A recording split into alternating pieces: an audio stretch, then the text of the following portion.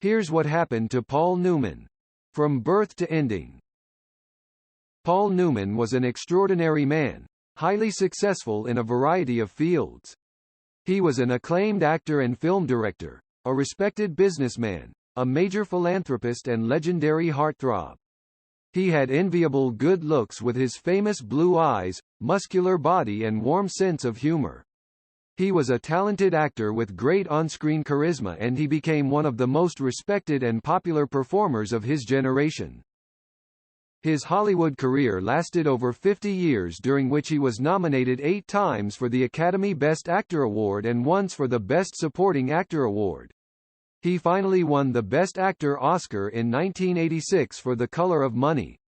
In addition, he won 3 Golden Globe Awards, a BAFTA Award, a Screen Actors Guild Award, a Cannes Film Festival Award, an Emmy, and in 1984 the Cecil B. DeMille Award from the Hollywood Foreign Press Association. In 1992, Paul and his wife, Joanne Woodward, received Kennedy Center honors in Washington. Newman was also the director of 5 successful movies and 1 TV movie, and had great success both as a team owner and as a driver in his hobby of motor racing. In addition, Newman became one of the country's major philanthropists through his Newman's Own Food Company, from which he donated all post-tax profits and royalties to charity, amounting to many millions of dollars since it began in the 1980s. He was born Paul Leonard Newman in Shaker Heights, Cleveland, Ohio on January 26, 1925, the younger of 2 brothers. His parents ran a sporting goods company. The young Paul was interested in the theater, and with the encouragement of his mother he joined a nearby children's drama group and made his acting debut aged 7, in a school production of Robin Hood. He graduated from Shaker Heights High School in 1943 and was accepted into Ohio University at Athens, but after a short time was expelled for misbehavior. He drifted and sold encyclopedias for a while and then enlisted, on his 18th birthday, in the Naval Air Corps. A physical revealed that he was color blind and could not become a pilot, so he trained and qualified as a rear-seat radioman and gunner in torpedo bombers, and in the spring of 1945 he served aboard the USS Bunker Hill during the Battle of Okinawa. On discharge from the Navy he studied English at Kenyon College in Gambier, Ohio, for 3 years, on an athletic scholarship, graduating in 1949. He appeared in several college drama productions, and performed in summer stock in Wisconsin, with the Williams Bay Repertory Company. His father died in 1950 and Paul, who by this time had a young family, made the decision to try to make the grade as an actor. He sold his share in the family business to his brother and, moving with his family to New Haven, Connecticut, he attended the graduate drama program at Yale University from 1951–52. He then made his way to New York, where he obtained some much-needed work in television in a regular series called The Aldrich Family. The move also enabled him join the Actors Studio, where he studied method acting under the renowned Lee Strasberg and Elia Kazan. Stage work followed, and in 1953 he made a big impact in his Broadway debut, winning a Theatre World Award for Picnic, with Kim Stanley.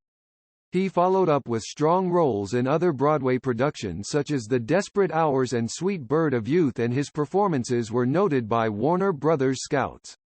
He was signed up to a movie contract in 1954. He made his Hollywood debut the same year in The Silver Chalice, a costume drama which bombed embarrassingly. The reviews were so bad that Newman, who had been billed as the new Brando, took out a full-page advert in a trade paper, apologizing for his performance. His television career began to look promising, and he appeared twice in the historical reenactment series, You Are There, hosted by Walter Cronkite, as well as the Goodyear Television Playhouse, and Producers Showcase. After another poorly received movie, The Rack with Lee Marvin, he struck movie gold playing the boxer Rocky Graziano in Somebody Up There Likes Me in 1956, a role originally offered to James Dean. In the late 1950s, Newman really hit his stride and starred in such memorable vehicles as The Long, Hot Summer, Cat on a Hot Tin Roof, for which he received his first Oscar nomination, and The Left-Handed Gun, all in 1958. The following year saw another success with Barbara Rush and Robert Vaughn in The Young Philadelphians. The 1960s and saw the rich fruition of his talent in movies such as Exodus in 1960, The Hustler the following year, HUD in 1963, Harper in 1966, Hombre and Cool Hand Luke in 1967, and with Robert Redford in the iconic Butch Cassidy and the Sundance Kid in 1969. There were less successful roles during this period, too, such as his bandit rapist in The Outrage in 1964 and Hitchcock's Torn Curtain in 1966, with Newman playing, unconvincingly, a physicist. He was now one of Hollywood's superstars, and his successes continued in the following decades with The Sting, again with Redford, in 1973, The Towering Inferno in 1974, Slapshot in 1977, and The Verdict in 1982. He also took on some riskier projects which have attained cult status, such as Robert Altman's Buffalo Bill and the Indians in 1976, The Futuristic Quintet in 1979, and The Hudsucker Proxy in 1994. Age did little to blunt the basic Newman appeal. His eyes remained blue. The voice tended to go gravelly with more intense emotions, but the physique stayed lean and the characters he portrayed remained vivid and appealing. He took on senior roles without a qualm, as in The Verdict in 1982, The Color of Money in 1986, for which he won the Best Actor Oscar, Blaze in 1989, and Mr. and Mrs. Bridge in 1990, and he even took on roles which variously meditated on aging, as in Message in a Bottle in 1999, and Road to Perdition in 2002. In his 70s, his achievements did not lessen. In 2003, aged 78, he was nominated for a Tony Award for his groundbreaking performance as the stage manager in the Broadway production of Thornton Wilder's Our Town, and he received an Emmy nomination when the same drama appeared on television. As well as his undeniable acting achievements, he also produced and directed 5 high-quality films, including Rachel in 1968, in which he directed his wife Joanne Woodward and which received an Oscar nomination for Best Picture. In his personal life, Newman's first wife was Jackie Witt, whom he married in 1949. They had a son, Scott, and 2 daughters, Susan and Stephanie. Scott Newman briefly became an actor in the late 1970s but died in November, 1978 from a drug overdose.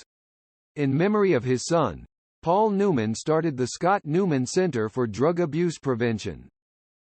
Newman and Joanne Woodward first met during the production of Picnic in 1952, and she was his co-star in 1957 in The Long Hot Summer and the following year in Rally Round the Flag, Boys.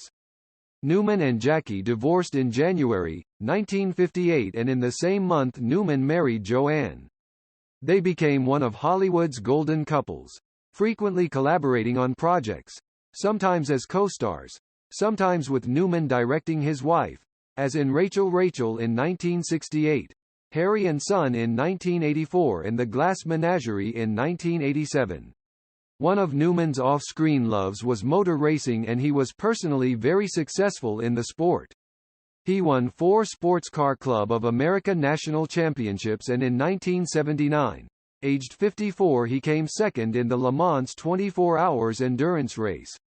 His hobby became his business in 1982 when he became co-owner of Newman Haas Racing.